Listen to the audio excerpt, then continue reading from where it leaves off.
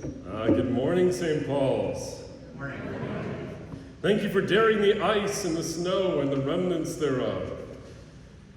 I commend the lector today who read from the epistle according to James, that we should be patient, waiting for the coming of our Lord and of our God. I have a confession to make before all of you this morning. In my 4-hour drive down from New York yesterday, I was anything but patient. I can also sincerely say I was not the one driving. Thank you, my beloved wife, Samantha. As many of you will know from my last time preaching among you, my wife and I are expectant parents, and as we were driving down, I could not help but imagine our child who is and our child who is to come sitting in the back seat of the car asking that age-old question, are we there yet? And this is quite fitting, quite frankly, for our discussion of this time in the year. We call this period before Christmas Advent. Advent, from the Latin adventus, meaning the coming of the Lord, the visitation of God, the arrival of Emmanuel, Jesus Christ. And yet, instead of reading about the wise men from the east, instead of reading about the shepherds and their fields, instead of reading necessarily about the usual series of figures in our nativity sets, we instead are gifted in today's reading John. Now, another confession to make. I'm rather biased. I love John. I'm only named after him, for crying out loud. But what is so unique about the office of John the Baptist is that for all of his strangeness, a man dressed in camel's hair, one crying in the wilderness to prepare for the way of the coming of the Lord, for all of the strangeness of John, a prophet in prison today, asking Jesus, are you the one? Or do we wait for another? We in this church, we who are the church, have a vocation illumined by that of John's. The key, sisters and brothers, is to look at today's passages not through the eyes of 21st century Americans, but instead through the eyes of those Israelite women and men who walked and spoke with John and our blessed Lord Jesus Christ on earth. Only then can we understand the real meaning of Adventus, the real meaning of preparation. Now, I don't know when it comes to job applications, how many of you will remember the use of LinkedIn or writing a resume, but very few of us would describe ourselves as heralds or emissaries, words meaning messengers. And yet this is the very vocation that John has, something common throughout the ancient world and in medieval movies and yes, even in Renaissance fairs. The idea is when a monarch, when a king arrives to a new city, he or she sends before themselves a messenger, a herald, to cry aloud, hear ye, the king is on their way, the queen is on their way. A trumpet blast is blown, the people drop what they are doing. They stop their shenanigans, and they get ready for the arrival. In a similar way, in various times, in sundry ways, as we read in the epistle to the Hebrews, God first sent the prophets to bear his testimonies and his words. We will remember, of course, if we've ever watched Charlton Heston in the Ten Commandments, the role of the office of the prophet, bringing forth God's fiery words and reconciliations. And yet the prophets, for their declaration of God's word, don't always end up in the best of places. Jeremiah is left in a pit to die and is rescued. Moses in the scriptures is nearly stoned by his own people a few times. Isaiah the prophet is sown in two. And yet, we find John in prison today with them, celebrated as one who is the very fulfillment of Old Testament prophecy pointing to Christ. Sisters and brothers, are we not like John and these prophets, called in baptism, as Martin Luther reminds us, to declare the arrival of God's kingdom, even when it is challenging, even when it is inconvenient, even, frankly, when it hurts? I come from an academic background, and I can tell you this quite truly. In the university halls, if I was to mention the name of Mahatma Gandhi, L. Ron Hubbard, perhaps of the Buddha, no one would really blink.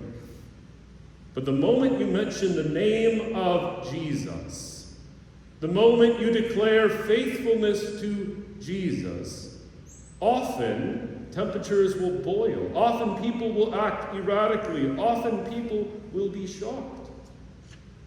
What is this that causes the world to stumble at the name of Jesus? What is this that summons us to be heralds of the good news even when it is dark?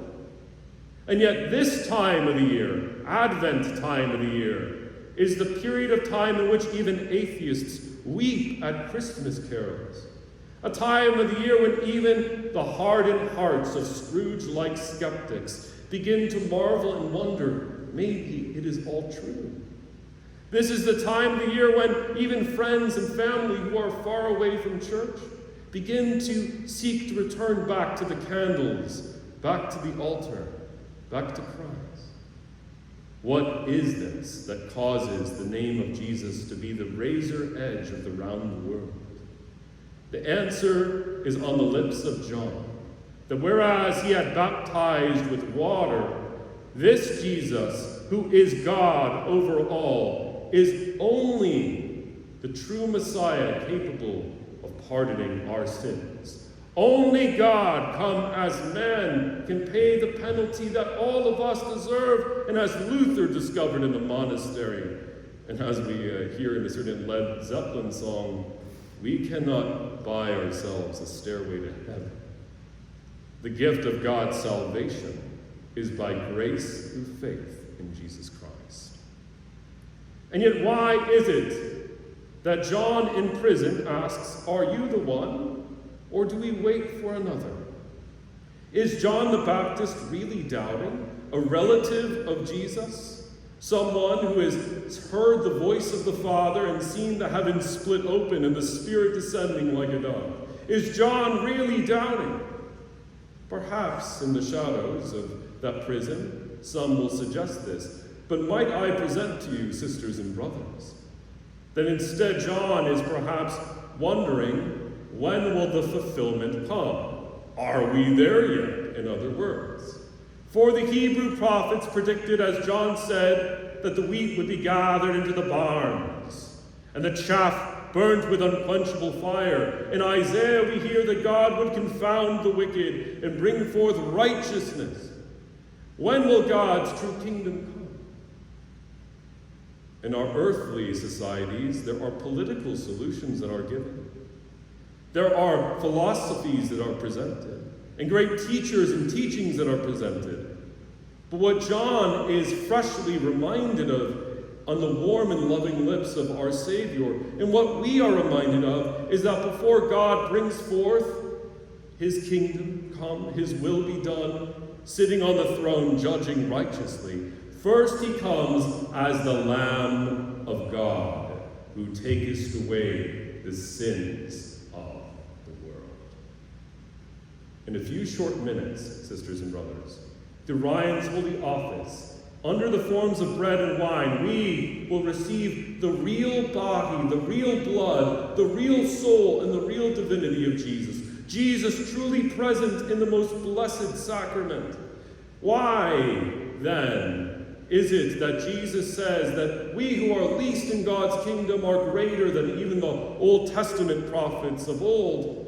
It is because whereas John and Moses longed to see God in a fiery pillar or impartial visions, we heralds, we emissaries, we apostles of Christ receive in the Eucharist flesh of one flesh, blood of one blood, bone of one bone, the very God who descended on Mount Sinai, the God who made you and me, Can we keep silent about that good news?